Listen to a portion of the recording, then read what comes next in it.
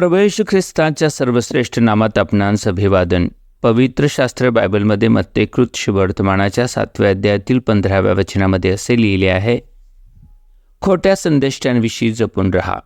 ते मेंढरांच्या वेशाने तुमच्याकडे येतात, पण ते अंतरी क्रूर लांडगे आहेत. प्रभू येशू ख्रिस्त लोकांना खोट्या संदेष्टांविषयी सावध राहण्याचा इशारा देत आहे, कारण ते हेच लोक आहेत जे रुंद दरवाजेने प्रवेश करून सरळ मार्गावर चालण्याचा सल्ला देतात.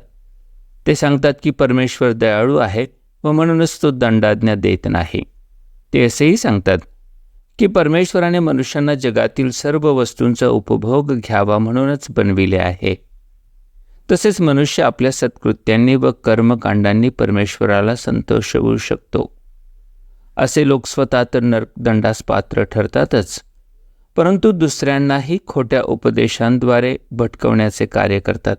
म्हणूनच प्रभू येशू त्यांना क्रूर म्हणजेच फाडून टाकणारे लांडगे असे म्हणतो. ते लोकांना आपल्या वासनांसाठी भटकवतात. जो कोणी प्रभू येशू ख्रिस्तावर विश्वास ठेवतो व आपल्या पापांची क्षमा मागतो त्याचे तारण होते, म्हणजेच त्याला पापांपासून मुक्ती मिळते. कारण प्रभू येशूने मानवांच्या पातकांसाठी वधस्तंभावर मरणदंड सहन केला आहे. तो पापाचा तिरस्कार करतो, परंतु पाप्यांवर मात्र प्रेम करतो. पाप्यांच्या तारणाऱ्या प्रभू येशू ख्रिस्तावर विश्वास ठेवण्यास परमेश्वर आपले सहाय्य करो. धन्यवाद. येशू प्रिय